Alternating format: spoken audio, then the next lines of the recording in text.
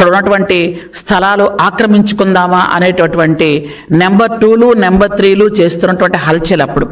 అలాగే వైజాగ్ పేరెత్తగానే గంజాయి గుర్తొచ్చేది. అరకు పాడేరు ఏరియాలో అప్పుడు వైజాగ్ జిల్లాలో ఉండేది కాబట్టి గంజాయి, ఎక్కడ చూసినా గంజాయి తోటలు. ఎందుకంటే వైజాగ్ చివరి జీ ఉంటే అది గంజాయిలా కనిపించేది అందరికీ. ఆ విధంగా వెళ్ళింది. అలాగే మనం చూసుకున్నట్టయితే ఉత్తరాంధ్రలోనే ఒక దళితుడిని చంపేసి డోర్ డెలివరీ చేశారు. ఉత్తరాంధ్రలోనే ఒక దళిత డాక్టరు ఒక మాస్క్ అడిగినందుకు వెంటనే ఆయన చనిపోయే విధంగా చేసినటువంటి పరిస్థితులు మనం అంతా కూడా చూసాం. ఈరోజు ఉత్తరాంధ్ర చూసుకోండి. ఆ రోజు మీరు రుషికొండని బోడుకొండ కొట్టి 550 కోట్లతో మీరు ప్యాలెస్ కడితే, ఈరోజు చూసుకున్నట్టయితే మనం వైజాగ్ అనగానే జీ అంటే మీ కాలంలో గంజాయి గుర్తొస్తే, మా కాలంలో వైజాగ్ జీ అంటే గూగుల్ గుర్తొచ్చే విధంగా మా లోకేష్ బాబు గారు చేశారని మేము గర్వంగా చెప్పుకోగలం. ఈరోజు గౌరవ ముఖ్యమంత్రి చంద్రబాబు నాయుడు గారు ప్రతి దేశ విదేశాల నుంచి పెట్టుబడులు తీసుకొచ్చే విధంగా లోకేష్ బాబు గారిని పూర్తి స్థాయిలో ఆ బాధ్యత అప్పచెప్పి తీసుకొచ్చే విధంగా మనం చూస్తున్నాం. ఈరోజు చూసుకున్నట్టయితే అరకు పాడేరులో చూసుకున్నట్టయితే గంజాయి పూర్తిగా నిర్మూలనయ్యి కాఫీ తోటలు పండించే విధంగా మనం ముందుకు వెళ్తున్నాం. ఎందుకంటే భోగాపురం ఎయిర్పోర్ట్ని అలా కట్టేస్తున్నాం ఇలా కట్టేస్తున్నాం అని ఎన్నో కోతలు కోసినటువంటి గత పాలకులు భోగాపురం ఎయిర్పోర్ట్ పట్టించుకోకుండా వదిలేస్తే, ఈరోజు భోగాపురం ఎయిర్పోర్టు 2200 ఎకరాల్లో పూర్తి చేసి అల్లూరి సీతారామరాజు ఇంటర్నేషనల్ ఎయిర్పోర్టుగా ఈరోజు నామకరణం చేసి జాతికి అంకితం చేస్తున్నటువంటి పరిస్థితి మనందరం కూడా చూస్తున్నాం. అలాగే ఉత్తరాంధ్రకి రైల్వే జోన్ రాదు అని గత పాలకులు చాలా ధీమాగా ఉండేవాళ్ళు. అసలు అది ఏ కార్యక్రమాలు కానీ ఏది కానీ చిత్తశుద్ధితో చేసినటువంటి దాఖలాలు మనకు లేవు. కానీ ఈరోజు ఉత్తరాంధ్ర మనకి రైల్వే జోన్ వచ్చింది అని అంటే నిజంగా గౌరవ ముఖ్యమంత్రి గారికి, గౌరవ లోకేష్ బాబు గారికి, గౌరవ కేంద్ర మంత్రి వర్యులు మనందరికీ కూడా మా శ్రీకాకుళం వాసి అయినటువంటి మా రామ్మోహన్ నాయుడు గారికి మా హృదయపూర్వకమైనటువంటి ధన్యవాదాలు తెలియజేసుకుంటున్నాం. ఈరోజు రైల్వే జోన్ వచ్చిందంటే ఉత్తరాంధ్ర అభివృద్ధి చెందుతుంది. ఉత్తరాంధ్ర నుంచి మాకు రాయగఢకు కానీ ఛత్తీస్గఢ్కి కానీ వెళ్ళడానికి మార్గాలు శుభమైనటువంటి పరిస్థితి కూడా మనం చూసుకుంటున్నాం.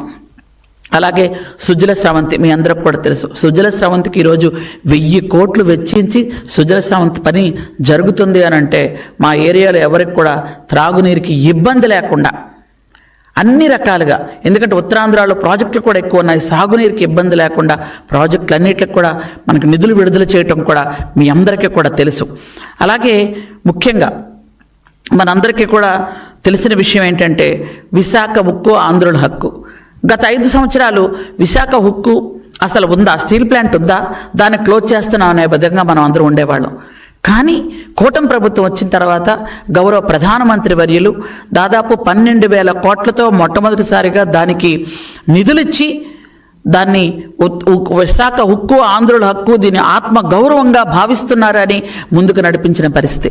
ఈరోజు నేను లేదమన్నా మరొక 8,000 కోట్లు అంటే దాదాపు 20,000 కోట్లతో ఈరోజు స్టీల్ ప్లాంట్ పనులు మొదలుపెట్టి లాభాల బాటలోకి వెళ్ళడానికి పూర్తి సహకారం అందించినటువంటి కేంద్ర ప్రభుత్వానికి, ఇక్కడ ఉన్నటువంటి రాష్ట్ర ప్రభుత్వానికి అంటే చంద్రబాబు నాయుడు గారికి మా హృదయపూర్వకంగా ధన్యవాదాలు తెలియజేసుకుంటున్నాం.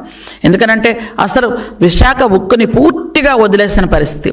అక్కడ ఉన్నటువంటి ఉద్యోగస్తులు కూడా ధర్నాలు చేసినా నిరాహార దీక్షలు చేసినా పట్టించుకోని పరిస్థితి ఆనాటిదైతే ఈరోజు మళ్ళీ మనకి విశాఖ ఉక్కుని అది లాభాల బాటలోకి తీసుకెళ్ళినటువంటి పరిస్థితి ఈనాడు కనిపిస్తుంది. కాబట్టి ప్రజలందరిలో ఆనందం కనిపిస్తుంది.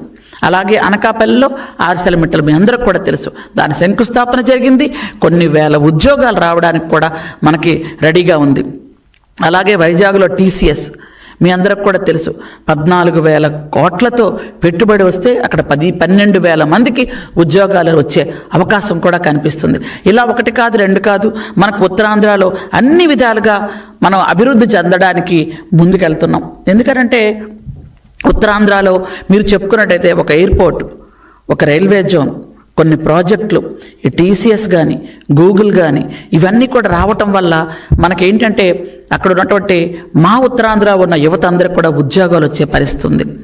ఈరోజు గిరిజన యువత ఆ రోజు గంజాయికి బానిసలై గంజాయిని వాళ్ళ ద్వారా రవాణా చేయించుకున్నటువంటి కింగ్ పిన్స్ ఎవరైతే ఉన్నారో ఈరోజు ఆ యువత అందరూ కూడా ఆ గంజాయి రవాణా మానేసి, ఎందుకంటే గంజాయి పూర్తిగా నిర్మూలన జరిగింది. మీ అందరికి కూడా తెలుసు, గంజాయికి ఒక 5 మెంబర్స్ని వేశారు. ఎందుకంటే హోమ్ మినిస్టర్ గారు, అలాగే లోకేష్ బాబు గారు, నేను, అలాగే హెల్త్ మినిస్టర్ గారు, అలాగే పర్యాటక శాఖ మంత్రి, మేమందరం కలిపి దాన్ని చాలాసార్లు మీటింగ్లు కూడా పెట్టుకోవడం జరిగింది.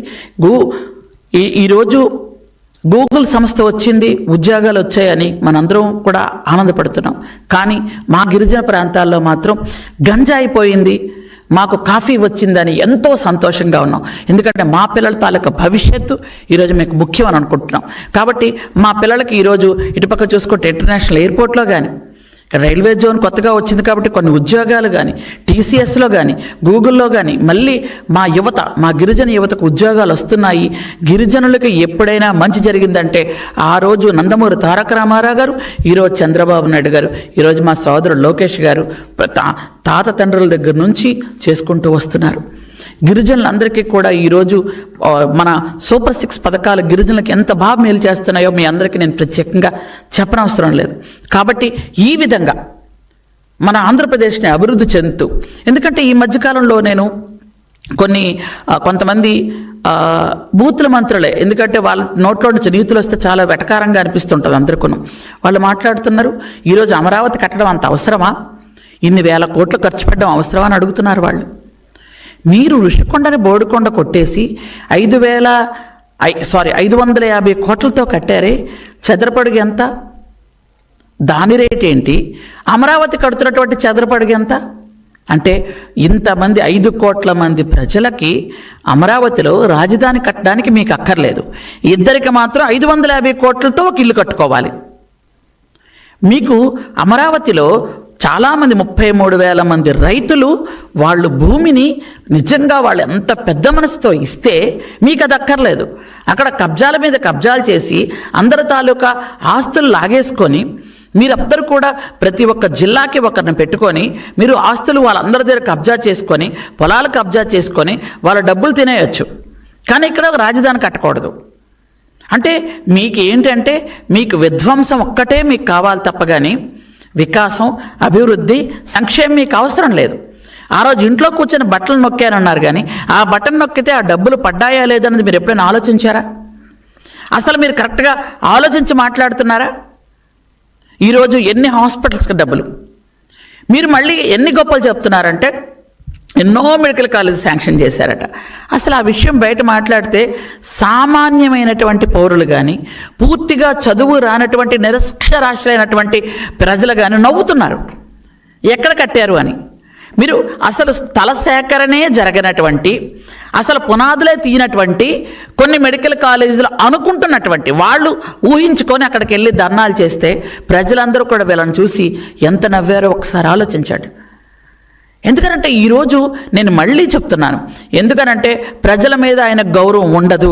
ఎందుకంటే ఇంట్లో వాళ్ళ మీద ఆయనకు గౌరవం లేదు. తల్లి మీద, చెల్లి మీద, చిన్నాన్న మీద, చిన్నాన్న కూతురు మీద, వీళ్ళ మీద ప్రేమ అభిమానం లేని వాళ్ళు ప్రజల మీద ప్రేమ అభిమానం చూపిస్తారంటే మీరు నమ్ముతారా?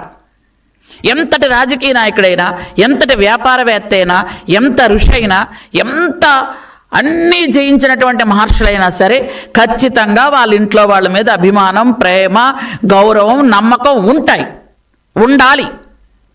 అదే మానవతా దృక్పథం. అట్లాంటిది నీ సొంత ఇంట్లోనే అమ్మ మీద ఇష్టం ఉండదు, నాన్న మీద ఇష్టం ఉండదు, చెల్లి మీద ఇష్టం ఉండదు, చిన్నాన్న మీద ఇష్టం ఉండదు, మీకేమో ప్రజల మీద ఇష్టం ఉంటుందా? అది ఎవరు నమ్ముతారు? కాబట్టే ఈరోజు ప్రజలు చీ అంటున్నారు, చీ కొడుతున్నారు. ఎంత చీ కొట్టి ఎంత చీ అన్నా సరే మీకు నిజంగా ఈరోజు మీకు ఇచ్చినటువంటి పర్సంటేజ్ ఆఫ్ ఓట్లు కానీ, మీకు వచ్చిన సీట్లు కానీ మీరు ఏ విధంగా ఉపయోగించుకున్నారు, మీరు ఏ విధంగా ప్రజల దగ్గరికి వెళ్ళగలుగుతున్నారు? ఒక్కనాడు అసెంబ్లీకి వచ్చారా? ఒక్కరోజు ఎక్కడైనా ఏ ప్రజలతోనైనా మాట్లాడారా? మీ ప్యాలెస్ ముందుకి వచ్చినటువంటి ఒక్కడినైనా ఆప్యాయతగా పిలిచి నీ కష్టమేంటని అడిగారా? కాబట్టి నేను అక్కడ ఉన్నటువంటి వైఎస్ఆర్సీపీలో ఉన్నటువంటి కొంతమంది యువతకి నేను చెప్తున్నాను, ఎందుకనంటే మీ చేతికి గొడ్డళ్ళు ఇచ్చి, మీ చేతికి కత్తులు ఇచ్చి, మీ చేతికి కర్రలు ఇచ్చి రప్పా రప్పా అనండి, నరుకుతామనండి అని మిమ్మల్ని పంపించి ఆయన ప్యాలెస్లో దాక్కుంటున్నాడు. యువత, మీరు అనవసరంగా ఆయన మాటలు నమ్మి మోసపోకండి. ఈరోజు మీరు అలా అని మీ భవిష్యత్తు మీరు నాశనం చేసుకొని మీరు జైల్లో కూర్చుంటారు, ఆయన ప్యాలెస్లో కూర్చుంటాడు. మీకు ఉదాహరణ గుర్తుందో లేదో, వైజాగ్లో ఎయిర్పోర్ట్లో కోడికత్తి సీను గుర్తుందా మీ అందరికీ? కోడికత్తి సీను ఆ రోజు ఆయనే చేయించుకున్నాడని అందరికీ బయట అందరూ అనుకుంటున్నారు. అది మాత్రం అది ఎంతవరకు నిజం అబద్ధం ఆయన మనసుకే తెలియాలి. అనుకున్న ఆయన ఆ కుర్రాడు 5 సంవత్సరాలు 6 సంవత్సరాలు జైల్లోనే ఉన్నాడు. ఆయనకు మంచి చేద్దాం అనుకొని, ఆయనకి ఏదైనా ఉపకారం జరుగుతుంది అని ఈరోజు ఆ రోజు ఎన్ని వేల కిలోమీటర్లు నడిచిన వాళ్ళ చెల్లి ఈరోజు ఎక్కడుందో ఎవరికీ తెలియదు పాపం. నడిచి ఆయనకి పట్టం కట్టబెట్టింది ఆవిడ ఆస్తి ఖర్చు పెట్టి, ఆవిడ శ్రమంతా ఖర్చు పెట్టి నడిచిన ఆవిడ సొంత చెల్లినే పక్కకు తోసిస్తున్న మహానుభావుడు ఆయన. కాబట్టి మీరు కార్యకర్తలని ఆ కర్రలు పట్టుకొని, కత్తులు పట్టుకొని రప్పా రప్పా అనుకొని తిరిగి మీరు ఫ్లెక్సీలు అంటించడం, ఎందుకంటే సభ్య సమాజంలో ఈ ఫ్లెక్సీలు కానీ ఇట్లాంటివి కానీ మాట్లాడడం కరెక్ట్ కాదు. సోషల్ మీడియాలో ఎవరినైనా కించపరచడం కరెక్ట్ కాదు. మీరు సోషల్ మీడియాలో ఎంత కించపరిచేవాళ్ళు? ఒక్క విషయం మాత్రం చెప్తాను, నిజంగా మీ నాయకుడే జగన్మోహన్ రెడ్డి మళ్ళీ ముఖ్యమంత్రి అయ్యి ఉంటే, పొరపాటున మా దురదృష్టం కొద్దీ, ఆంధ్రప్రదేశ్ రాష్ట్రం దురదృష్టం కొద్దీ అయ్యి ఉంటే ఈరోజు రాష్ట్రం ఉండేదా?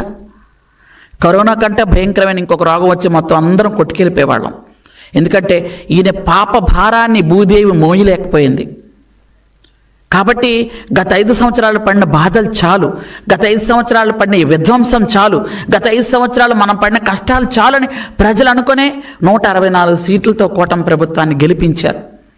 కాబట్టి ఈరోజు మిగిలిన వాళ్ళకు కూడా మేము దయచేసి చెప్తున్నాం, ఎందుకంటే విధ్వంసకరమైనటువంటి చర్యలు చేయకండి.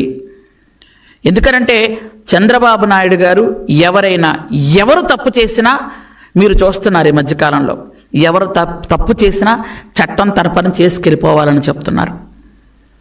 తప్పు చేయడానికి ఒప్పుకోనటువంటి ఒక నిక్కచ్చైన పరిపాలన చేసినటువంటి నాయకుడు తాలూకా ఆధ్వర్యంలో మేమందరం పనిచేస్తున్నాం. మీరు ఇష్టానుసారంగా ప్రెస్ మీట్లు ఇచ్చి ఇష్టానుసారంగా మాట్లాడి చేయటం వల్ల మీరు మరి కాస్త దిగజారిపోతారు.